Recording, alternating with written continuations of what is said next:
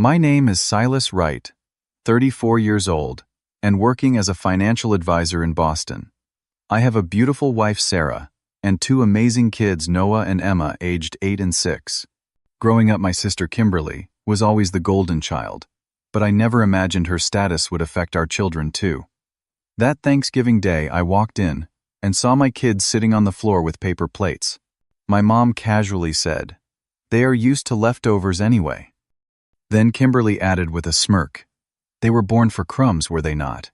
Before I continue this story, drop a comment letting me know where you are watching from, and hit that subscribe button if family drama resonates with you. To understand why that moment hit me so hard, you need to know about my childhood. I grew up in suburban Massachusetts with my working-class parents, Robert and Linda Wright. My father worked as a carpenter, while my mother was a receptionist at a local medical office. From my earliest memories, the difference in how they treated Kimberly and me was clear as day.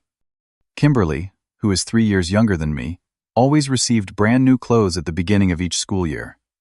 I got hand-me-downs from our cousin Bradley or discount store items. At first, I did not think much of it. Boys' clothes are practical, right?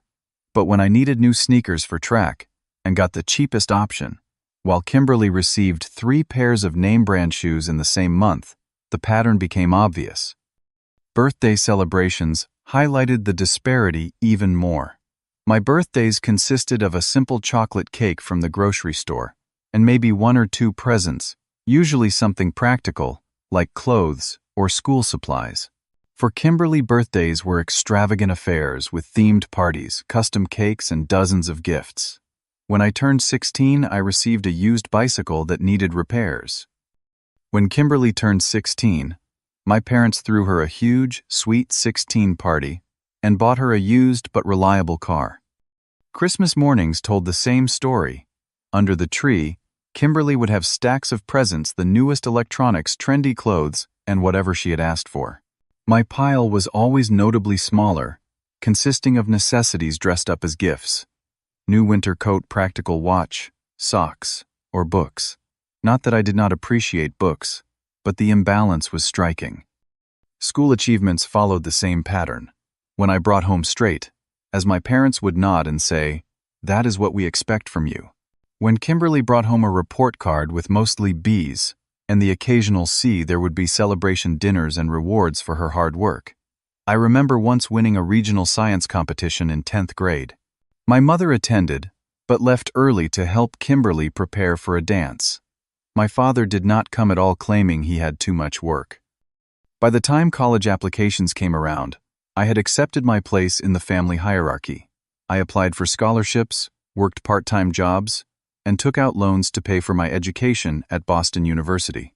Meanwhile, my parents covered Kimberly's full tuition at a private liberal arts college, plus her apartment and living expenses. When I asked for help with textbooks one semester, when my hours got cut at work, my father lectured me about financial responsibility. Throughout all of this, I kept trying to win their approval.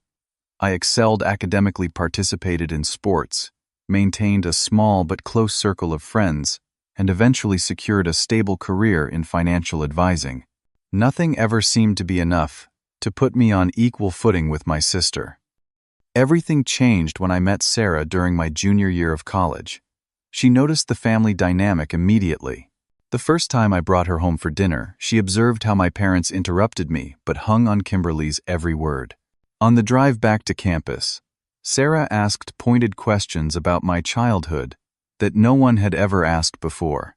She was the first person to use the word favoritism to describe what was happening, and the first to suggest it was not my fault. Sarah became my rock, helping me recognize the unfairness that I had normalized for so long. With her support, I began to establish healthier boundaries with my family, though I never fully confronted them about their behavior. I still hoped that somehow, someday, they would see me as equally valuable. Our wedding was another illuminating event. My parents contributed the bare minimum, focusing more on Kimberly's role as bridesmaid than on me as the groom. At the reception, my father gave a toast that spent more time talking about how Kimberly had always looked out for her big brother than about Sarah and me or our future together. When we announced our first pregnancy, 4 years after getting married, I thought things might change. Surely grandchildren would be loved equally. But the pattern continued.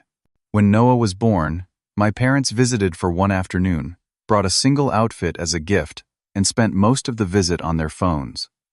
2 years later, when Kimberly had her first child, Tyler, they stayed for 2 weeks, showered the baby with gifts, and posted dozens of photos on social media, declaring themselves blessed grandparents.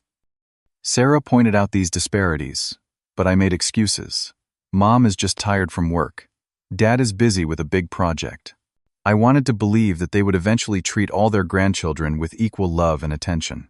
By the time Emma was born and received the same lukewarm welcome as her brother, even I could not deny the pattern anymore. But still, I held out hope that things would improve as the children grew older and developed their own relationships with their grandparents. Unfortunately, the opposite happened. As the years passed, the favoritism toward Kimberly's children, Tyler and Sophia, became increasingly obvious and painful to witness, especially as my own children began to notice. The situation became significantly worse 2 years ago when Kimberly and her husband Derek moved to Boston for his new job at a tech company. With my sister and her family now just 20 minutes away, instead of in Chicago, family gatherings became more frequent, and the disparities in how our children were treated became impossible to ignore. Every birthday brought fresh evidence. Tyler received the latest gaming system for his 7th birthday, while Noah got educational board games for his 8th. When Sophia turned 5, my parents took her shopping for brand-name clothes at the upscale mall downtown. Emma received practical items from discount stores for her 6th birthday. The monetary value was not what bothered me. It was the thought and excitement that went into one set of gifts versus the obligation evident in the others. My parents attended every single event for Kimberly's kids. Soccer games, school plays, even dentist appointments somehow warranted their presence. Meanwhile, they missed Noah's baseball championship, where he hit his first home run. They skipped Emma's ballet recital, where she had a small solo part that she had practiced for weeks. Their excuses ranged from being too tired to having prior commitments that mysteriously had not existed when Tyler's t-ball game was scheduled. Their social media pages told the story visually. Photos of Tyler and Sophia filled their feeds, elaborate birthday posts, proud grandparent moments at the park special days, out with the grandkids that somehow never included Noah and Emma. When I mentioned this to my mother, she brushed it off, saying, "We post about Noah and Emma too." But a quick scroll through their timeline proved this claim false. The situation reached a breaking point during a family barbecue at my parents' house 3 months ago. Noah and Tyler, who are the same age, were playing with water guns in the backyard. When Tyler sprayed water near the grill, my father laughed and ruffled his hair, saying, "Boys will be boys." 10 minutes later, when Noah did the exact same thing, my father scolded him harshly. "Silas, control your son. He should know better than to play near the grill." I watched Noah's face fall, confusion and hurt in his eyes, as he tried to understand why the same action earned his cousin affection, but got him in trouble. Later that same day, when dessert was served, my mother told Emma she needed to wait until Sophia had picked her ice cream flavor first, even though Emma had been standing in line ahead of her cousin. Small moments, perhaps, but they accumulated like stones in my children's hearts. On the drive home from that barbecue, Noah asked a question that broke my heart. "Dad, why does Grandpa never watch my games but goes to all of Tyler's?" I had no good answer.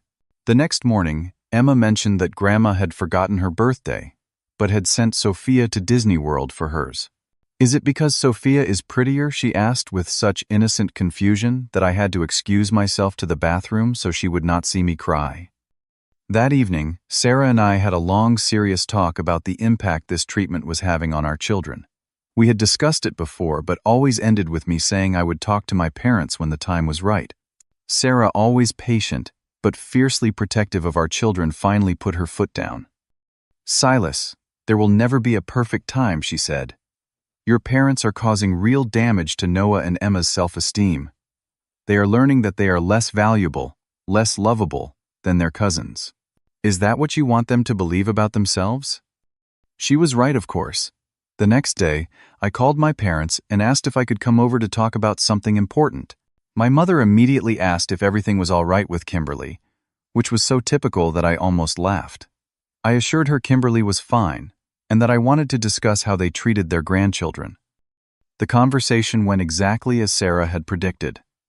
My parents dismissed my concerns, accused me of being oversensitive and dramatic, and insisted they loved all their grandchildren equally. When I brought up specific examples, my mother became teary and my father angry. They rejected any suggestion that they favored Kimberly's children and told me I needed to stop being so jealous of your sister even after all these years. I left their house that day feeling defeated and frustrated. In the weeks that followed, I noticed Noah and Emma becoming quieter and more withdrawn around their grandparents. They stopped asking to visit, stopped sharing their achievements and interests. Instead of the natural excitement children should feel about seeing grandparents, they approached family gatherings with wary resignation. The change in my normally vibrant, confident children awakened something primal in me, a protective instinct that had been dormant for too long. Watching them dim their light to avoid disappointment cut deeper than any slight I had experienced in my own childhood. Old wounds reopened, as I recognized in them the same coping mechanisms I had developed, growing up, always trying to be good enough, always failing. Something had to change, but I had no idea that the breaking point would come during our annual Thanksgiving dinner, a tradition that had been maintained for 15 years, despite the undercurrent of tension. Thanksgiving at my parents' house had been a tradition since Sarah and I got married. Even during the years when Kimberly lived in Chicago, she and her family would fly in for the occasion. Despite past disappointments, I always approached these gatherings with renewed hope that this time would be different, that my parents would finally treat all their grandchildren with equal love and consideration. This year was no exception. Sarah spent the morning baking 2 pies pumpkin for the traditional dinner and chocolate cream because it was my father's favorite. Noah and Emma had made handmade cards for their grandparents, decorating them with turkeys traced from their hands and heartfelt messages inside. I watched them concentrate on their artwork, tongues poking out slightly as they carefully wrote, "Happy Thanksgiving" and "We love you," and felt a surge of love for these 2 beautiful souls, who still wanted to please grandparents who had given them little reason to make the effort. Before we left, Sarah pulled me aside in our bedroom while the kids put on their shoes. "Silas," she said quietly, her eyes serious, "I know you want today to go well, but please be prepared for more of the same. And please remember that we can leave if things get uncomfortable. The kids and I need you to be our advocate." I kissed her forehead. "I know. I promise I will not let anything slide today. But maybe, just maybe, things will be better this time." Even as I said the words, I did not fully believe them. We arrived at my parents' suburban colonial house at 1 o'clock exactly on time. My mother answered the door with a somewhat distracted smile, giving Sarah and me quick hugs before bending slightly to greet the children. "Hello, you two," she said, patting each of their heads briefly. "Go put your coats in the guest room." No hugs, no excitement to see them, just practical instructions. The house smelled wonderful: turkey roasting in the oven, fresh bread, and the spicy scent of my mother's signature stuffing. The living room was tastefully decorated with fall-themed items: silk leaf garlands across the mantel, a centerpiece of mini pumpkins and gourds on the coffee table, and new Thanksgiving-themed throw pillows on the couch. My father emerged from the kitchen, glass of bourbon in hand, and greeted us with a nod.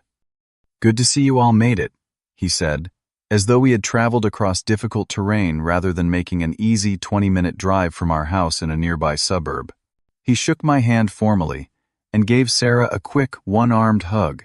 To the children, he simply said Noah, Emma, with a nod of acknowledgement. 30 minutes later, the doorbell rang again, and the atmosphere in the house transformed. My mother rushed to the door, my father right behind her, both wearing wide smiles.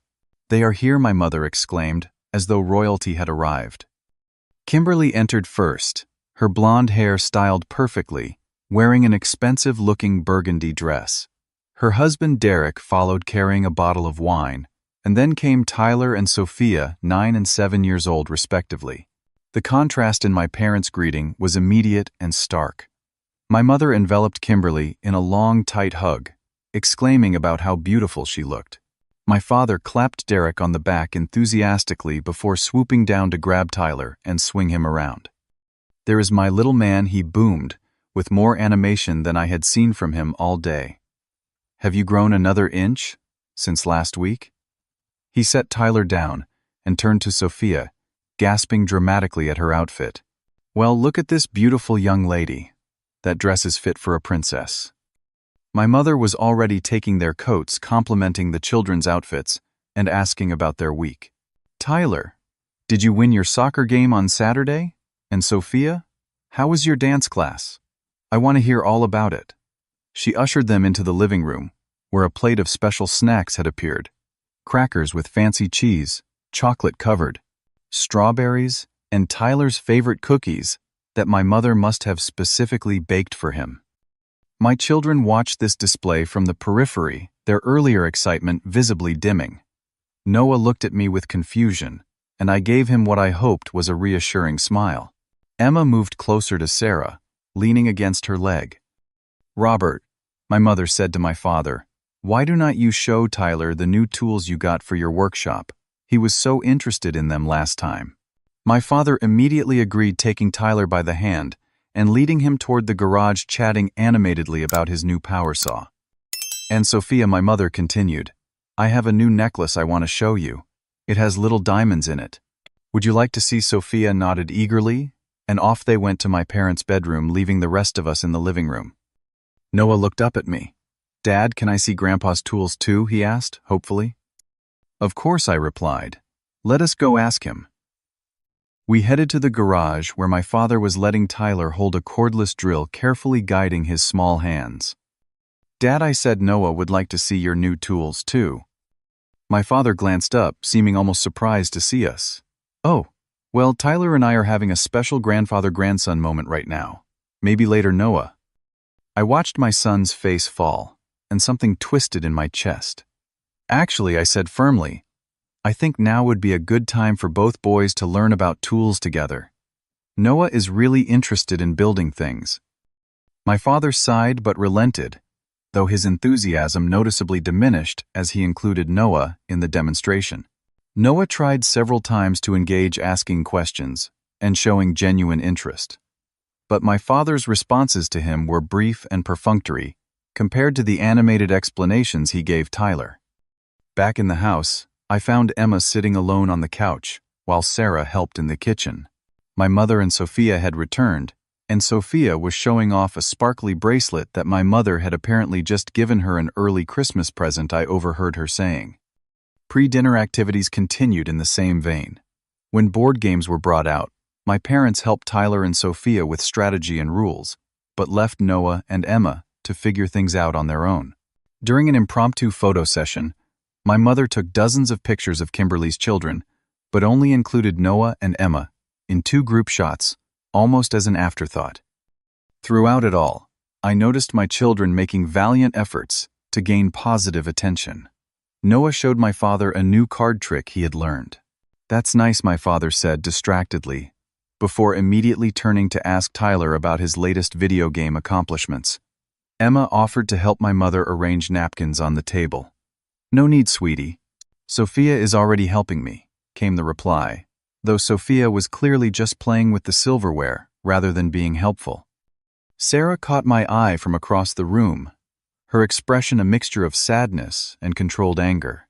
I had been trying all afternoon to compensate by giving extra attention to our children, but it was clear they felt the difference in treatment. Emma had grown unusually quiet, and Noah was trying too hard to be included, his laughter a bit too loud, his movements a bit too animated. As dinner preparations neared completion, my mother asked Kimberly to help her finish setting the table. Sarah, who had already been helping in the kitchen for an hour, was not invited to participate in this apparently special mother-daughter activity. I watched as they arranged the dining room table with the good china crystal glasses and cloth napkins, chatting and laughing together. I stepped into the kitchen to check if anything needed to be carried to the table, and found Sarah silently stirring gravy, her lips pressed into a thin line. "You okay?" I asked softly. She nodded tightly. "Just ready for this day to be over," she whispered. "The kids are feeling it, Silas. Especially Emma." "I know," I said. "Let us just get through dinner, and then we can head home early. I will make an excuse about work tomorrow." Sarah nodded again, and I squeezed her shoulder before going to check on the children. I had been helping in the kitchen for about 15 minutes and had not seen them in a while. That brief absence would change everything. I walked through the dining room, noticing the table was now fully set for what appeared to be 8 people, though there were 10 of us total. Something felt off, but I continued into the living room, where Tyler and Sophia were helping my father adjust the football game on the television. Kimberly and Derek were on the couch, sipping wine and laughing at something on Derek's phone. But Noah and Emma were nowhere to be seen. "Where are the kids?" I asked, trying to keep my voice casual. Kimberly glanced up. "Oh, Mom set them up in the kitchen. Dinner is almost ready." The kitchen. We never ate in the kitchen at Thanksgiving. With a sense of foreboding, I turned and walked back the way I had come. What I saw as I entered the kitchen made my blood run cold and hot simultaneously. There, sitting on the linoleum floor, were Noah and Emma. Each had a paper plate balanced on their lap. No napkins, no proper silverware, just plastic forks and cups of water set on the floor beside them. They looked up at me with uncertainty, clearly trying to be good sports, but confused by the arrangement. "What's going on?" I asked, my voice coming out strangled. "Why are you two on the floor?" My mother, who was removing rolls from the oven, turned and shrugged. "Oh, there was not enough room at the dining table with all the serving dishes and centerpiece. They are fine here. They are used to leftovers anyway." I stood frozen, unable to process what I was hearing. In that moment, Kimberly walked in behind me, wine glass in hand. She looked at my children on the floor and actually laughed. "They were born for crumbs, were they not?" she said in a tone that suggested this was some kind of inside joke. From the dining room, I heard my father chuckle. I looked at my children's faces. Noah's cheeks had flushed red with embarrassment, but he was trying to smile as though he was in on the joke rather than the target of it. Emma's eyes had filled with tears, though she was biting her lip, clearly trying not to cry. Something in me that had been bending for years finally irrevocably snapped. My heart raced, my vision narrowed to a tunnel, and a wave of protective rage crashed over me. I felt eerily calm as I walked over to my children and picked up both paper plates, one in each hand. "What did you just say about my children?" I asked, my voice deadly quiet. My mother waved her hand dismissively. "Oh, do not be so sensitive, Silas. It was just a little joke." Kimberly rolled her eyes. "Seriously, bro? It was just a joke. Lighten up." I walked to the trash can and deliberately dropped both plates into it, the food making a dull thud as it hit the bottom of the bin. The kitchen fell silent. "A joke," I repeated, turning to face my mother and sister. "Let me tell you what is not a joke. It is not a joke that for my entire life I have watched you favor Kimberly over me in every possible way. It is not a joke that you give Tyler and Sophia expensive gifts, while Noah and Emma get dollar store trinkets. It is not a joke that you attend every single event for her children, but cannot be bothered to show up for my son's baseball championship or my daughter's ballet recital." My voice was rising now, years of suppressed anger finding its release. "It is not a joke that you have made my children feel less than from the moment they were born. It is not a joke that Emma asked me if Sophia gets better presents because she is prettier. It is not a joke that Noah has stopped telling you about his achievements because he knows you do not care." My father appeared in the doorway, his face darkening. "Now wait just a minute, Silas." "No," I cut him off. "I have waited years for you to treat my children with the same love and respect you show Kimberly's. I have made excuses for you, rationalized your behavior, and taught my children to keep trying to win your approval. That ends today." I turned to Noah and Emma, who were still sitting on the floor looking shocked. "Noah, Emma, please go get your coats. We are leaving." Leaving, my mother's hand flew to her chest. "But it's Thanksgiving dinner." There is nothing thankful about watching my children be humiliated, I replied.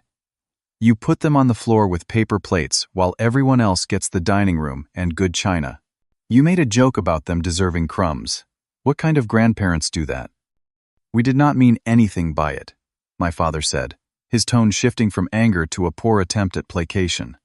You are blowing this way out of proportion. Am I challenged. Would you ever, in a million years, have put Tyler and Sophia on the kitchen floor with paper plates? Would you have joked about them deserving crumbs? Their silence was answer enough. That is what I thought, I said. Sarah, we are going. Sarah, who had been standing by the stove witnessing everything, moved immediately to help the children up from the floor. Her face showed a mixture of pride and relief. You always were too sensitive, my father growled, his conciliatory tone vanishing. Just like when you were a kid, always whining about everything being fair. And you always were a bully who could not see the damage you were causing. I shot back, surprising, even myself with my directness. Kimberly stepped forward. This is ridiculous. You are ruining Thanksgiving because your feelings are hurt. How selfish can you be? Silas. I looked at my sister, really looked at her, and for the first time saw her clearly, not as the golden child I had envied, but as someone who had been shaped by the same toxic dynamic, just from the other side. This isn't about my feelings, Kimberly. It is about 4 children who deserve equal love and consideration from their grandparents. Your kids will grow up thinking they are entitled to special treatment. Mine will grow up thinking they are worth less than they are. Neither is healthy. My mother had begun to cry those familiar tears that had so often made me back down in the past. This time they had no effect. We love all our grandchildren, she insisted between sobs. Love is as love does, I replied simply. Your actions show the truth. Noah and Emma had returned with their coats looking uncertain and a little afraid. Sarah had gathered our belongings and stood ready by the door. I took one last look around the kitchen at my stunned family members. When you are ready to treat all your grandchildren with equal respect and consideration, you know where to find us. Until then, we need some distance. With that, I guided my family toward the front door. Behind us, I could hear my father's angry protests, my mother's theatrical sobbing, and Kimberly's indignant comments. None of it swayed me. As we stepped out into the crisp November air, I closed the door firmly behind us, the sound of it shutting feeling oddly final. The car ride home was tense and quiet. Noah and Emma sat in the back seat, confused and subdued. I caught Sarah's eye as I drove, and she reached over to squeeze my hand supportively. After a few minutes of silence, Emma's small voice came from the back seat. Dad, does Grandma and Grandpa not love us? My heart constricted painfully in my chest. I exchanged a glance with Sarah, who nodded slightly, encouraging me to handle this pivotal moment. Emma, sweetheart, I began carefully. Grandma and Grandpa have a problem that has nothing to do with you or Noah. They have trouble showing love equally to everyone. The problem is with them, not with you. But why? Noah asked, his voice uncharacteristically small. What did we do wrong? Nothing, Sarah said, firmly turning in her seat to look at them both. You two have done absolutely nothing wrong. Sometimes adults have issues that make them behave badly, even to people they should love and protect. This is not your fault. Then why did they put us on the floor? Emma persisted, the hurt evident in her voice. I gripped the steering wheel tighter, fighting to keep my voice steady. Because they made a very bad choice. And when people make choices that hurt you, sometimes the right thing to do is to step away from them until they learn to make better choices. The rest of the ride passed in relative silence, each of us processing what had happened. When we arrived home, I suggested ordering pizza instead of attempting to cook a replacement Thanksgiving dinner. The kids perked up at this idea. Pizza was a rare treat in our household. And we can have an indoor picnic in the living room, Sarah added, building on the moment, with a movie of your choice. While waiting for the pizza to arrive, I set about creating an impromptu celebration. I found some fall-themed paper plates and napkins left over from a school event, set up a small folding table in the living room, and had the kids help me make simple place cards with crayon drawings. Sarah brought out sparkling cider in wine glasses for a special toast. "To the best family I could ever ask for," I said, raising my glass. "I am thankful for each one of you every single day." The children smiled, some of the earlier tension easing from their small shoulders. By the time we were settled with pizza and a movie, they seemed almost back to their usual selves, though I noticed Emma sitting closer to me than normal, and Noah checking in with frequent glances, as if to make sure everything was still self-link. Okay. My phone had been buzzing continuously in my pocket. Once the kids were absorbed in the movie, I stepped into the kitchen to check the messages. 23 texts and 8 missed calls. A digital bombardment from my parents and sister. The texts from my mother ranged from tearful, "How could you do this to us on Thanksgiving?" to guilt-inducing. "Your father is so upset he cannot eat. Is that what you wanted?" My father's messages were shorter and angrier, accusing me of always making everything about you and turning the kids against us. Kimberly had sent a long tirade about how I had always been jealous of her and was trying to punish everyone because of my childhood issues. There were also messages from extended family members who had apparently been informed of the drama. My Aunt Carol asking what happened, my Uncle Steve telling me I needed to apologize, and surprisingly, my cousin Jason offering support saying, "Been waiting years for someone to call them out. Good for you." I silenced my phone and put it away. These messages could wait. Tonight was about rebuilding a sense of security for my children and processing what had happened as a family. Later, after the kids were in bed, Sarah and I sat on the couch with cups of tea, the house quiet around us. "I am proud of you," she said, breaking the silence. "That could not have been easy." I ran a hand through my hair, suddenly exhausted. "I should have done it years ago. You were right all along." Sarah shook her head. "Do not think about that now. You did it when it mattered most. When the kids were old enough to really be hurt by it. That is what counts." "I just keep thinking about all the years I let them treat me that way," I admitted. "All the excuses I made, all the times I convinced myself that if I just tried harder, they would love me the same way they loved Kimberly. What was wrong with me, that I could not see it clearly?" "Nothing was wrong with you," Sarah said firmly. "You were a child who wanted his parents' love.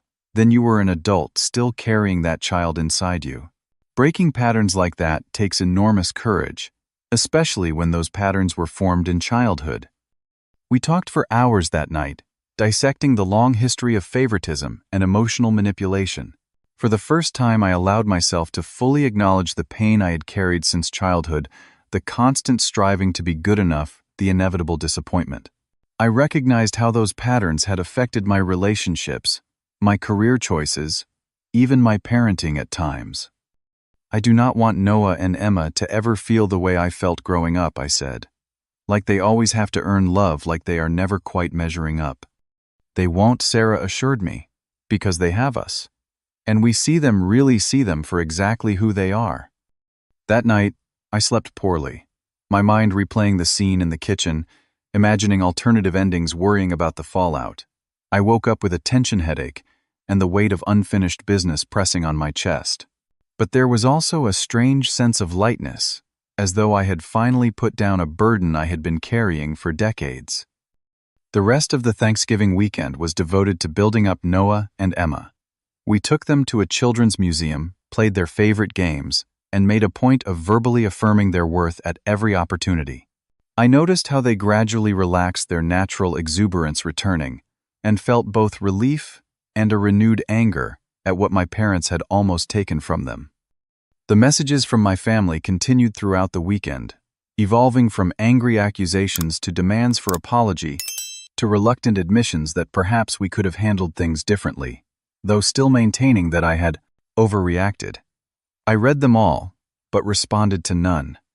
I needed time to think, to plan my next move carefully. Sarah suggested family therapy to help us all process what had happened, particularly the children.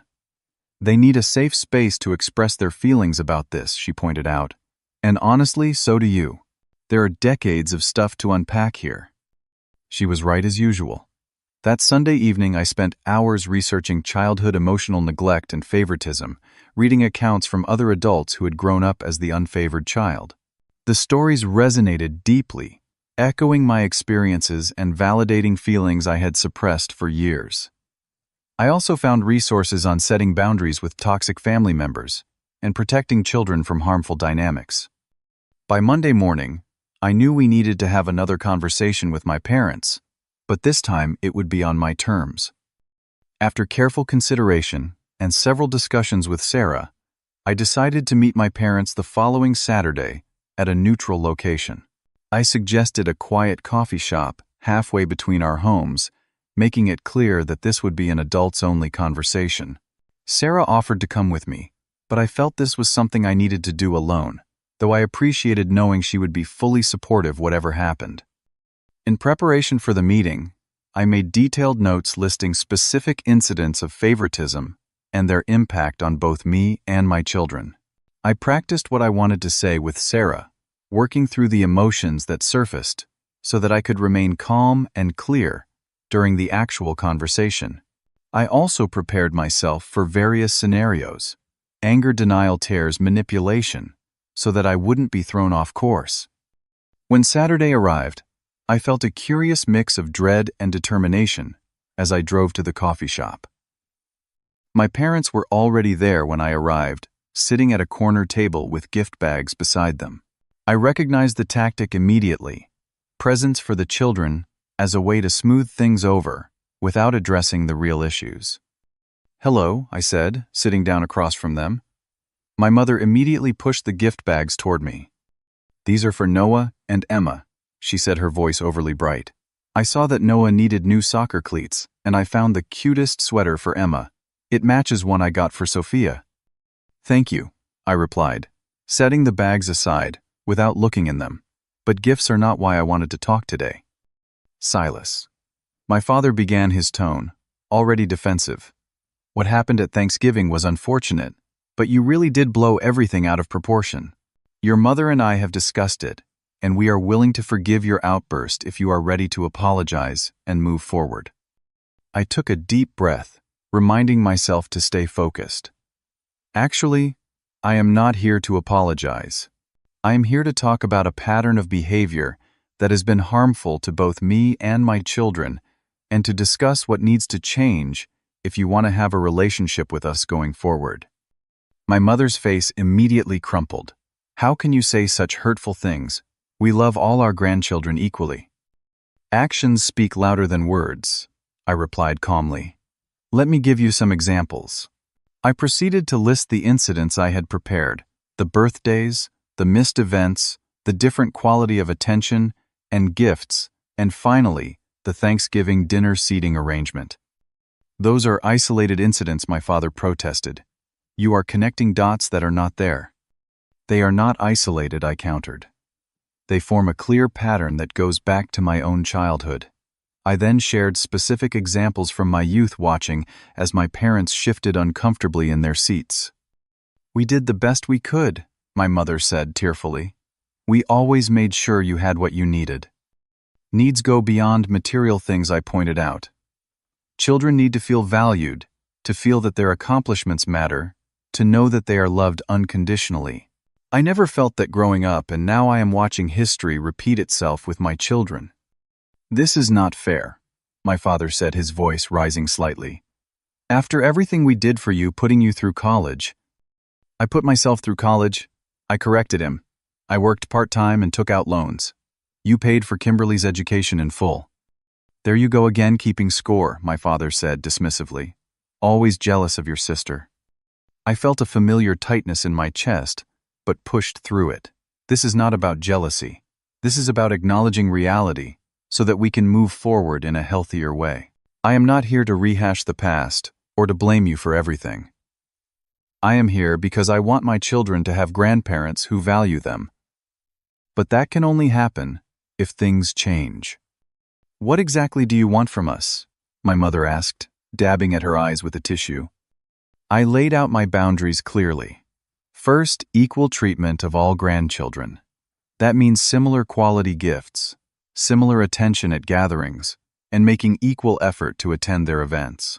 Second, no disparaging comments, jokes, or actions that suggest one child is more valued than another, ever. Third, respect for Sarah as their mother and my wife. And fourth, time apart until we see evidence of change.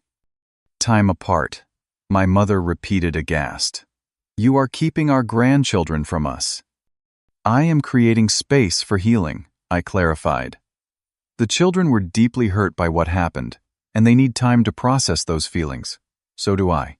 And you need time to reflect on whether you are willing to make the changes necessary for a healthy relationship. My father leaned forward, his expression hardening. So this is an ultimatum. Either we do exactly as you say, or we do not see the grandchildren. These are boundaries, I corrected him. You are free to choose whether or not to respect them. That choice will determine what our relationship looks like going forward. The conversation continued for almost 2 hours, cycling through various emotional states. My mother cried, and pleaded. My father alternated between anger and grudging consideration, and I remained steadfast in my position. By the end, nothing was fully resolved, but my parents seemed to at least understand that I was serious about these boundaries. As I expected, Kimberly called within an hour of my leaving the coffee shop. How dare you ambush Mom and Dad like that, she demanded without preamble. They are absolutely devastated. Is that what you wanted? What I want is for all the grandchildren to be treated with equal love and respect, I replied evenly. This is all in your head, she insisted. You have always been jealous of me, and now you are just trying to get attention by creating drama. Kimberly, I am not going to argue with you about this. What happened at Thanksgiving was real, and it was wrong. I am setting boundaries to protect my children, and I am not going to apologize for that. The conversation deteriorated from there, ending with Kimberly declaring that I was selfish and tearing the family apart. I hung up feeling drained, but resolute.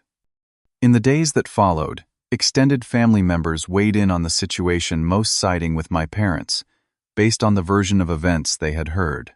A few, like my cousin Jason, reached out in support. I saw how they treated you growing up, he told me during a phone call. It was not right then, and it is not right now. Stay strong. Noah asked about seeing his grandparents the following weekend, his voice tentative. Not this weekend, buddy, I explained gently. Grandma and Grandpa need some time to think about some things. But that doesn't mean we cannot have fun. What would you like to do instead? These conversations with the children were perhaps the most difficult part. How do you explain toxic family dynamics to young kids without burdening them or speaking ill of their grandparents? Sarah and I worked hard to be honest yet age-appropriate, emphasizing that the situation was not their fault and that sometimes adults need time apart to figure things out, just like kids sometimes need a time out to think about their actions. Throughout this period, I began seeing a therapist to work through my own childhood issues.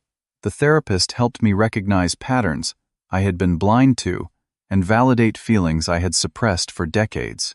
It was painful work excavating old wounds and examining them in the light of day, but it was also incredibly freeing.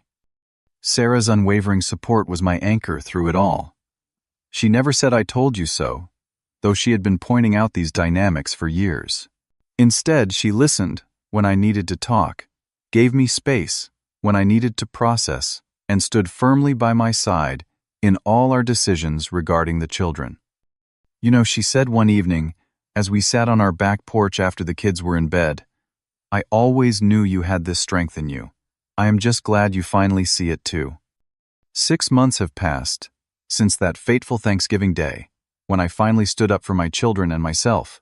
In that time, our family has undergone profound changes, some painful and others healing beyond what I could have imagined. The most noticeable change has been in our family traditions. Rather than continuing to participate in events that left us feeling diminished, we created new rituals that celebrate our values and strengths. For Christmas, instead of the tense gift exchange at my parents' house, we volunteered at a local shelter in the morning and spent the afternoon cooking a special meal together as a family. For spring break, Rather than the obligatory visit to see the grandparents, we took the children camping and spent 3 days exploring nature together. The changes in Noah and Emma have been remarkable to witness. Noah, who had grown increasingly withdrawn around his grandparents, has regained his natural confidence. His baseball coach commented on his improved focus and leadership on the field. His grades, always good, have become exceptional, as he no longer carries the subtle anxiety that had been weighing him down. Emma has perhaps shown the most dramatic transformation. Her previously tentative demeanor has given way to a joyful expressiveness. She speaks up more in school, has made new friends, and recently tried out for a larger role in her dance school's recital, something she would never have done 6 months ago. When she was chosen for the part, the pride in her eyes was worth every difficult conversation, every boundary enforced. "Dad," she said to me, after the recital, "did you see me? I was not scared at all." "I saw you," I replied, my heart full. "You were incredible, Emma. I am so proud of you." Our contact with my parents has been limited and carefully controlled. After about 2 months of minimal communication, they reached out asking to see the children.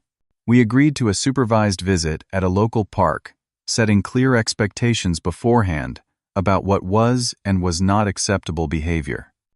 That first visit was awkward and strained.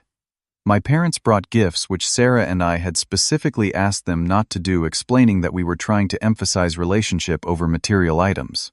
When I reminded them of this boundary, my mother became teary, but ultimately took the gifts back to their car. The rest of the visit went reasonably well, with my father making a visible effort to engage equally with Noah and Emma, asking about their interests and activities. Subsequent visits have shown incremental improvement. My parents struggle with the new expectations, occasionally slipping into old patterns, but they are making efforts. There have been moments of genuine connection, moments when my father actually watched Noah demonstrate a baseball swing and offered helpful advice, or when my mother sat and listened to Emma describe her dance routine with real interest. These small victories, while modest, give me hope that healing is possible even if our relationship never fully recovers. Kimberly has been far less receptive to change. She continues to view me as the villain in this scenario, accusing me of manipulating our parents and playing the victim. More troublingly, she has begun teaching her children to view our family with resentment.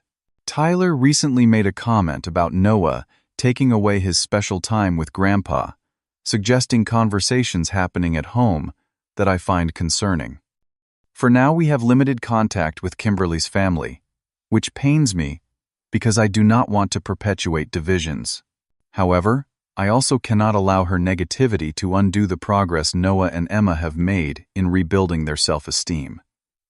It is a delicate balance, one we continue to navigate day by day. Sarah, my unwavering partner through all of this, has offered her own perspective on our journey. "What you did was not just standing up for Noah and Emma," she told me recently. "It was also standing up for the child you once were. You broke a cycle that could have continued for generations." Family therapy has been instrumental in helping us process these complex dynamics. Our therapist has given the children tools to express their feelings in healthy ways and helped Sarah and I learn how to support them through this transitional period. The therapist has also helped me recognize and heal patterns from my own childhood, particularly my tendency to seek approval from those who are unwilling or unable to give it. One unexpected outcome of this journey has been reconnecting with other family members who experienced similar treatment. My cousin Jason and I have rebuilt a relationship that had faded over the years, bonding over our shared experiences and supporting each other in establishing healthier family dynamics for our own children. My Aunt Deborah, my mother's sister, reached out after hearing about the Thanksgiving incident to share that she had always noticed the favoritism but had been unsure how to address it. "What you did took real courage," she told me. "I wish I had spoken up for you when you were little." This journey has not been easy. There have been sleepless nights, difficult conversations, moments of doubt, and periods of grief for the family relationships I wished we had. But watching my children bloom in the sunshine of unconditional love and equal treatment has confirmed that standing up for them was not just the right choice, but the only choice. I have learned that true family is defined not by blood or obligation, but by love, respect, and mutual support. I have discovered that setting boundaries, while painful in the moment, can lead to greater freedom and authenticity in the long run. Most importantly, I have realized that breaking unhealthy cycles requires courage, but the alternative, allowing those cycles to continue and harm another generation, is simply unacceptable. The work is ongoing. Healing family wounds is not a destination, but a journey, one that requires vigilance, compassion, and continuous growth. There are still difficult days, still moments when old patterns threaten to reassert themselves, but now I have the tools and the clarity to recognize those patterns and choose a different path. If you have ever felt overlooked, undervalued, or trapped in a family dynamic that diminishes your worth, I hope my story gives you courage.